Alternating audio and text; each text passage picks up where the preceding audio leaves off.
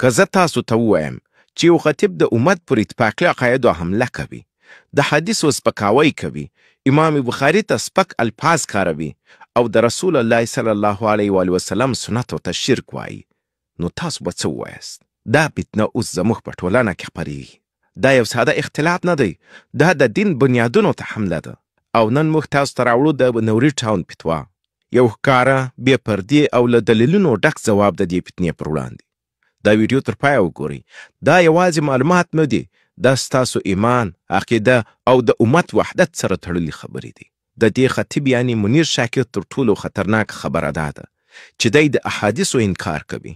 تصور وکړئ، دی وایي چې ټول احادیث د ایران سازش دی. دی ادعا کوي چې دا کتابونه د رسول الله صلی الله علیه وسلم د وفات شاوخوا 200 کاله وروسته جوړ شوي او پکې د ایرانیانو خبرې داخلي شوي دي. العیاذ بالله. خو سوال دا دی که احادیث باطل وي نو د دین دویم ستر بنیاد ختم شو.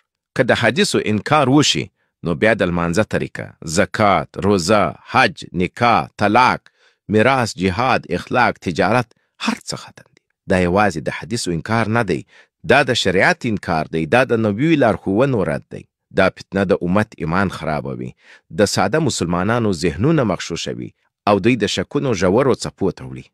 دا خطیب امام بخاري رحمه الله علیه ته بې نهایته سپک الفاظ کاروي. هغه امام چې د بخاري مؤلف دی، چې امت یې تر قرآن وروسته تر ټولو باوري کتاب ګڼي. دی دا هڅه کوي چې عام خلک پر امام بخاري شکمن کړي، د هغو عدالت، تقوا او علمي مقام تر سوال لاندې راولي. دا د یو فرد حمله نه ده، دا د ټولو محدثینو سپکاوی دی. امام بخاري رحمه الله علیه د حدیثو ټولولو لپاره خپل ټول ژوند وقف کړی و. زرګونه میلونه یې وهلي وو. د علم، رښتونولي او صداقت ستر مثال دی. او اوس یو څوک راځي وایي هغه هم غلط دی. د امت لپاره دا سپکاوی د خپل دینی اساسونو ویشتلو ته ورته دی. دا د علم توهین نه دی، دا د ایمان سپکاوی دی. د دې شاکر تر ټولو ستر جرم دا دی چې وایي که رسول الله صلی الله علیه وسلم د قرآن خلاف څه وایي زه یې نه منم. العیاذ بالله. دا جمله یوازې یوه رایه نه ده، دا ښکاره کفر دی.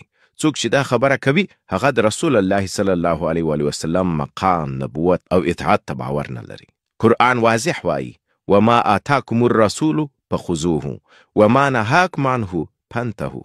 یعنی هر څه چې رسول الله صلی الله علیه وسلم درکړي وایخلي او چې یې در باندې منع کړي لاس ترې واخلي. خو دا خطیب وایي رسول الله صلی الله علیه وسلم یو انسان و، که خپله خبره وکړي زه یې نه منم. دا خو د نبوت د انکار لاره ده، دا خو د ایمان بنسټونه ماتوي. که د رسول الله صلی الله علیه وسلم اطاعت نه وي نو بیا د دین څه پاتې شو؟ دا هماغه خبره ده چې د اسلام د دایرې وتل بلل کیږي. دا خطیب نه یوازې د رسول الله صلی الله علیه وسلم د معراج انکار کوي، بلکې د شفاعت، معجزو او کراماتو هم انکار کوي. په دې باندې حتی ملنډې او ټوکې هم جوړوي. د معراج شپه د اسلام د سترې ګواهي یوه بېسارې پیښه ده. رسول الله صلی الله علیه وسلم د معراج په شپه اسمانونو ته عروج وکړ. په دې پیښه کې له الله تعالی سره په زړه پورې مکالمه وشوه. خو دا خطیب داسې څه وایي چې معراج ته هیڅ چا توجه نه ده ورکړې. خو په حقیقت کې معراج یو ښکلی حقیقت دی چې د رسول الله صلی الله علیه وسلم نبوت ته درناوی او د الله تعالی سره د ځانګړې رابطې تاکید کوي. شفاعت هم د رسول الله صلی الله علیه وسلم یو ځانګړی نعمت دی. هغه شفاعت چې د قیامت په ورځ هر مسلمان ته د رسول الله صلی الله علیه وسلم لخوا ورکول کیږي. خو دا خطیب وایي چې شفاعت یوه خیالي خبره ده. که شفاعت نه وي نو د قیامت ورځ څنګه راځي؟ معجزې او کرامات د انبیاو او اولیاو سره تړلي وي. خو دا شاکر نه یوازې د رسول الله صلی الله علیه وسلم له معجزې منکر دی، بلکې د ټولو هغو معجزو او کراماتو چې د رسول الله صلی الله علیه وسلم د ژوند په اوږدو کې پېښ شوي انکار کوي. معجزې د الله تعالی د قدرت نښې وي او د اسلام د رښتینې پوهې پیاوړتیا لپاره د مهمو لارښوونو یو برخه وي. دغه ډول انکار یوازې د شک او بې ایمانۍ زیاتولو سبب ګرځي. د معراج، شفاعت او معجزو انکار د اسلام د پایو پر خلاف دی. دا د رسول الله صلی الله علیه وسلم حقیقي مقام ته زیان رسوي. دا خطیب یوې بلې نقطې ته اشاره کوي چې وایي که حدیثونه حجت وي نو د باچاهانو خبرې هم باید حجت وي. العیاذ بالله. دلته دی د حدیثو د مهمیت او د دیني علم د اساساتو څخه سپکاوی کوي. د حدیثو کتابونه د رسول الله صلی الله علیه وسلم د ژوند د لارښوونو او د هغو د امت له تجربې څخه اصلي سرچینه دي. که د حدیثو کتابونه غلط وي نو بیا زموږ د عبادت ټول اساسات، د ښوونځیو ټولې زده کړې او د ټولنې ټول اخلاقي او فقهي مسایل تر پښو لاندې راځي. خو دا خطیب د دې کتابونو ځای د باچاهانو خبرو ته ورکوي. د هغو مطلب دا دی چې هره خبره باید یو حجت وي، که یوازې په کتابونو کې وي. یوازې په دې پیښه کې هغه د دین بنسټونه لرزوي. که حدیثونو ته درناوی ونه شي، که د رسول الله صلی الله علیه وسلم سپېڅلي سنتونه رد شي، نو بیا د اسلام کوم بنیادي اصل پاتې کیږي؟ د حدیثو حیثیت ته سپکاوی د دین له اساساتو سره لوبه ده چې له دې سره د ایمان ټینګښت او د شریعت تباهي ته لار هواریږي. د دې شاکر یوه خورا خطرناکه نظریه دا ده چې وایي لا اله الا الله محمد رسول الله کلمه نه ده، او د محمد رسول الله صلی الله علیه وسلم اضافه کېدل د مولیانو کار بولي. العیاذ بالله. لا اله الا الله تر ټولو اساسي شهادت دی چې هر مسلمان باید ورته ایمان ولري. خو دا خطیب د دې کلمې برخه محمد رسول الله نه مني. د رسول الله صلی الله علیه وسلم د مقام انکار کول، د هغو عظمت ته حمله کول او دا هڅه کول چې د هغو یادګاري نوم ته زیان ورسوي، یوازې ته ایمان تذیب کولو هڅه ده. دا د رسول الله صلی الله علیه وسلم د عظمت او مقام سره ستر خیانت دی. د دې خطیب یوه بله خطرناکه خبره دا ده چې هغه د حضرت سلیمان علیه السلام معجزې ردوي او هغه ته ملنډې او سپکاوی کوي. حضرت سلیمان علیه السلام یو پیغمبر و چې د الله تعالی لخوا ورته ځانګړې معجزې ورکړل شوې وې. د هغه معجزه دا وه چې هغه د مرغانو، حیواناتو او حتی د جناتو سره خبرې کولې. خو دا خطیب د هغو د معجزو ارزښت کموي او د هغو مقام ته سپکاوی کوي او د هغو د معجزې قدرت او کمال ردوي. که دا خطیب د حضرت سلیمان علیه السلام د معجزو توهین کوي، نو دا د ټول دین په اعتبار او د الله تعالی د قدرت په وړاندې د یوه ستر توهین کولو هڅه ده. یو بل ستونزمن ټکی دا دی چې د سنت او تراویح په اړه د دې خطیب څرګندونې د دین له اصلي اصولو سره مخالفت کوي. دا خطیب سنتو ته یوازې د نفلي عبادت درناوی ورکوي، په داسې حال کې چې د رسول الله صلی الله علیه وسلم د سنت په پوره توګه پیروي د مسلمانانو لپاره د دین د ژوند یوه مهمه برخه ده. هغه تراویح چې د رمضان په مبارکه میاشت پر مسلمانانو فرض نه دي، خو د رسول الله صلی الله علیه وسلم لخوا ځانګړی سنت شو، دا خطیب شرک بولي. د دې خطیب څرګندونې د دې حقیقت سره اړخ نه لري چې سنت یوازې د نیکو عملونو لپاره نه دی، بلکې د اسلامي ژوند د اصولو یو بېسارې برخه ده چې د ایمان بشپړتیا ته لار هواروي. هغه د رسول الله صلی الله علیه وسلم او د هغه د اولیاء الله سره مینه شرک بولي. په حقیقت کې د رسول الله صلی الله علیه وسلم سره مینه د مسلمانانو لپاره د ایمان یوه مهمه برخه ده او د هغه د اولیاء سره محبت د الله تعالی د رضا او د دین د حق لارې پیروي ته لار هواروي. دا شاکر د قرآن تفسیر یوازې د عقل له لارې غواړي.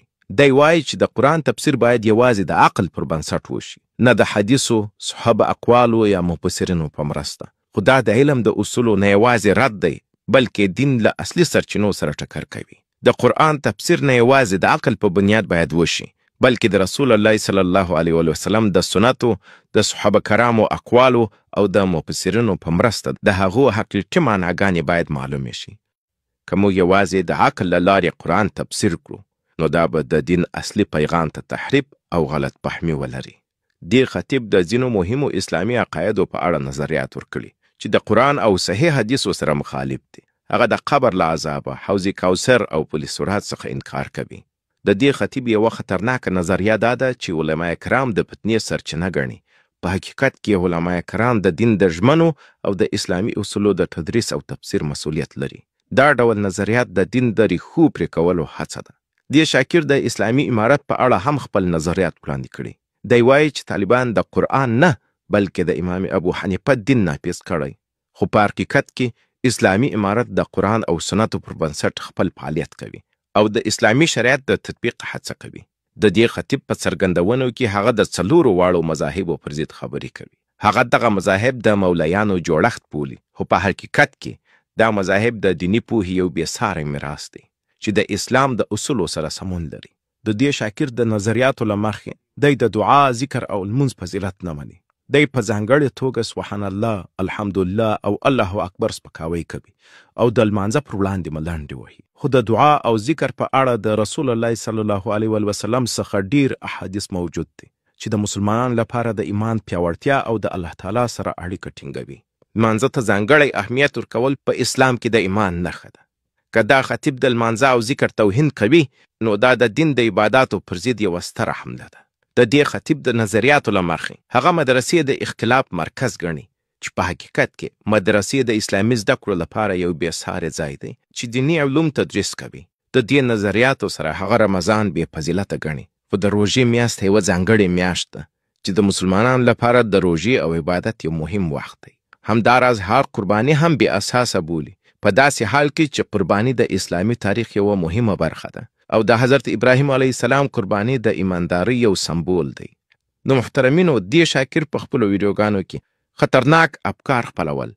د مسلمانانو د پاره رمضان د تباہی میاشت دا د دوی د کفر میاشت. نو نن سبا چې مسلمان دی ته د رحمتونو او برکتونو میاشت وي، دا کمقل دی، دا ناپوهه دی، دا جاهل دی، دا د الله تعالی د غولولو کوشش کوي چې د ښځو او ماشومانو ذهنونه خرابوي، هغه خلک ګمراه کوي او عام مسلمانان په شبهاتو کې اچوي.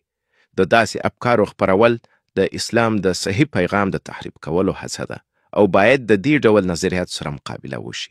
د بنوري ټاون فتوا په واضحه توګه وایي دا ټول نظریات د منکرینو حدیث او معتزله افکار دي.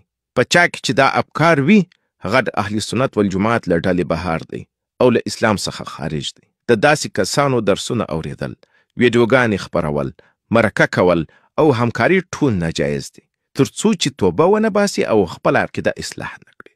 له خپلو دوستانو سره دا ویډیو شریکه کړئ. دا یوازې یوه معلوماتي ویډیو نه ده، دا د عقیدې ساتنه ده. سبسکرایب وکړئ، تبصره وکړئ او دا ویډیو شریکه کړئ. دا ویډیو ستاسو د دین د فهم او پاللو لپاره مهمه ده او د اسلام د حقیقي پیغام خپرولو کې مرسته کوي.